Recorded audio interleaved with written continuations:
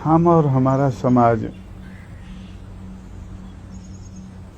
ऐसा है कि जो इस देश की समाज व्यवस्था के आधार पर जिनको पढ़ना लिखना हजारों साल तक मना रहा,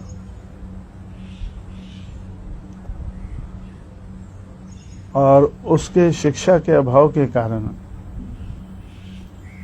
जिंदगी के हर पहलू में ये लोग नीचे गिरे। हमसे पहले जिन महापुरुषों ने इनकी गिरावट को दूर करके इनको ऊपर उठाने की सोचा, तो ये बहुत पहले उन्होंने ये सोचा कि बहुत से कारण है इन लोगों की गिरावट के, लेकिन इसमें सबसे बड़ा कारण है शिक्षा का अभाव। तो शिक्षा के लिए सिर्फ हमने ही कोई प्राथमिकता नहीं दी है, बल्कि 1850 से लगभग 150 साल पहले महात्मा ज्योतिराव फुले ने जब इन लोगों को उठाने का काम शुरू किया, तो उस वक़्त से उन्होंने ये काम शुरू किया था। उसके बाद छत्रपति शाहू महाराज ने इस बात को काफ़ी आगे बढ़ाया, और एक राजा होने के नाते उनके पास धन था। उस धन का दुरुपयोग करने की बजाय सदुपयोग किया और शिक्षा के मामले में इन लोगों को काफ़ी आगे बढ़ाया। फिर बाबा साहब अम्बेडकर को ये मौका मिला संविधान बनाने का, संविधान बनाकर फिर उसको लागू कराने का। तो तब उन्होंने शिक्षा के मामले में ये लोग सिर्फ पढ़ना लिखना ही ना सीखें, बल्कि उच्च शिक्षा की तरफ उन्होंने काफ़ी ध्यान दिया। ऊंची शिक्षा प्राप्त करके तो ये जो मार्के की जगह है, काम की जगह है, तो उन जगहों पर ये सेलेक्ट होकर तो अपने समाज को, दबे कुचले समाज को ऊपर उठाने का काम कर सकें। तो ऐसा उन्होंने भी ये सोचा और किया, और उससे सबक सीखकर हम लोगों ने सोचा कि ये इस मामले में हमें पीछे नहीं हटने, गाड़ी पीछे नहीं हटनी चाहिए, आगे बढ़ती रहनी चाहिए। जितना हम अपनी ज़िंदगी में बढ़ा सकते हैं हम बढ़ाएंगे। और यही नहीं, हम लोगों ने ऊंची शिक्षा हासिल करके ऊंची नौकरियों पर या ऊंचे जो ओहदे हैं उनके ऊपर जाने के लिए जिन लोगों को मौका नहीं मिला है, अभी तक नहीं मिला है, उनको मौका देने का हमने प्रबंध किया। इसीलिए हमने पिछले मौके पर ही भागीदारी भवन बनाना शुरू किया था, और अब जब दूसरा मौका मिला सरकार बनाने का, तो वो भागीदारी भवन अभी ऑपरेशन में आया। तो जब हमें ये फैसला करना पड़ा कि हमें प्रेसिडेंट रूल को समाप्त करके सरकार बनानी चाहिए, तो किसी एक पार्टी की सरकार बन नहीं रही थी, तो हम लोगों ने बीजेपी के साथ समझौता करके सरकार बनाई, और इस तरह की सरकार बनाई कि पहले 6 महीने के लिए बीएसपी इसको चलाएगी और आखिरी 6 महीने के लिए बीजेपी चलाएगी। अब 6 महीने का समय तो कम होता है, सरकार चलाने के लिए नॉर्मली 5 साल मिलते हैं। तो मुझे ऐसा लगा कि हम जो करना चाहते हैं और जिस तरह से हम अपने मूवमेंट को चलाते हैं, तो थोड़े समय में ज़्यादा रिजल्ट दिखा पाते हैं मूवमेंट के मामले में। तो इससे मुझे ऐसा लगा कि सरकार चलाने में भी हम थोड़े समय में ज़्यादा रिजल्ट दिखा सकते हैं। तो इसलिए मैंने अपने पार्टी के मुख्यमंत्री मायावती से कहा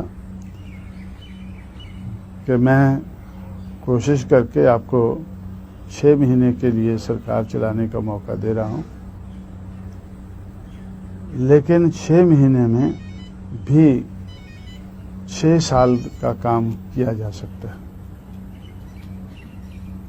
जो दूसरे लोग, आम लोग 6 साल में काम करते हैं, वो हमारे मूवमेंट में ढले हुए लोग 6 महीने में कर सकते हैं।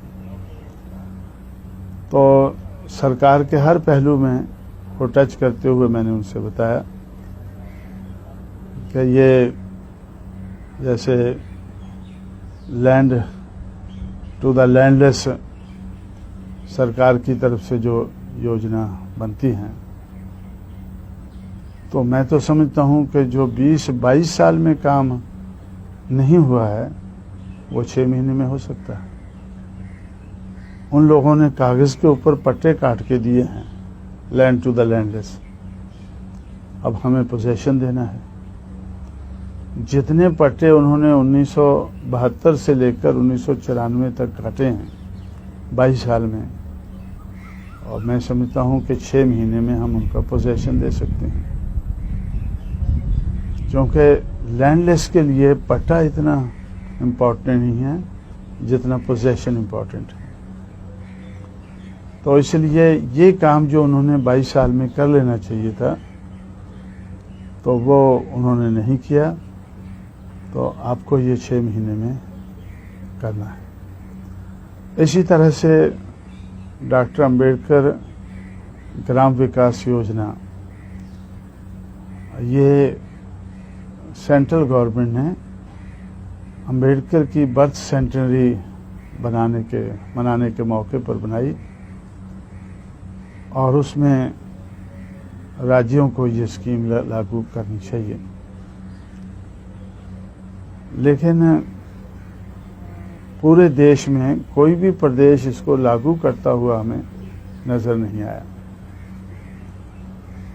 तो मैंने अपने मुख्यमंत्री से कहा कि 6 महीने में आप इसको बड़े पैमाने पर लागू करके दिखाएं।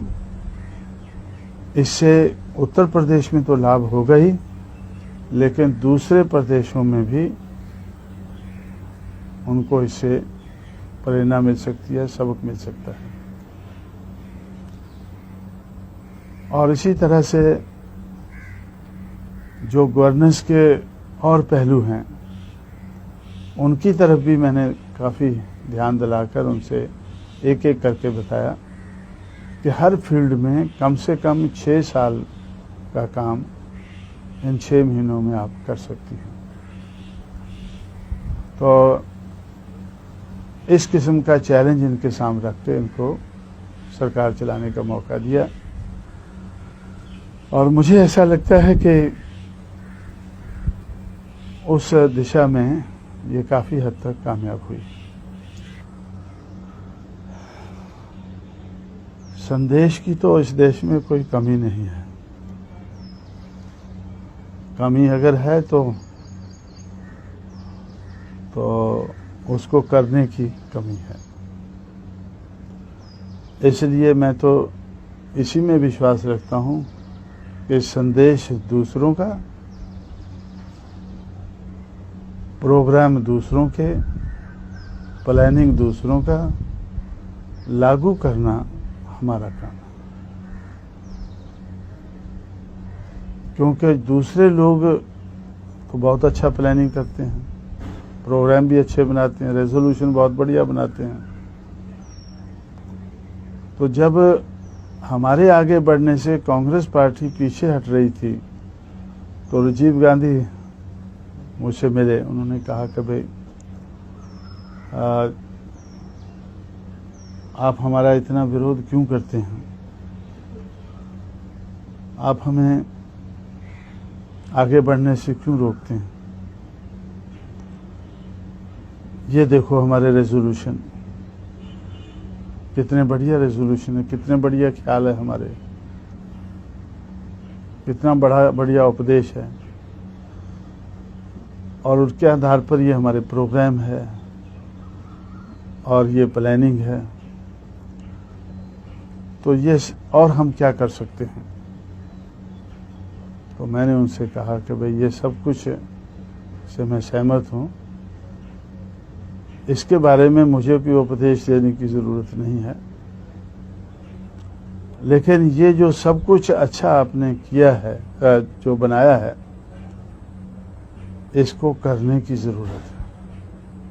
कागज़ के ऊपर तो बहुत कुछ है, इससे बेहतर हम बना नहीं सकते, हम बनाना भी नहीं चाहते, बना बनाया हमें मिल रहा है, इसलिए इस दिशा में हम अपना दिमाग लड़ाते ही नहीं।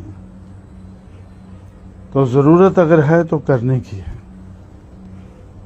तो इसलिए तो मैं समझता हूँ कि मुझे भी कोई नया उपदेश देने की कोई ज़रूरत नहीं है। उपदेश देने वालों की इस दुनिया में, इस देश में कोई कमी नहीं है, लेकिन उस उपदेश को लागू करने की कमी है। तो वो कमी पूरा करने के बारे में हम हमेशा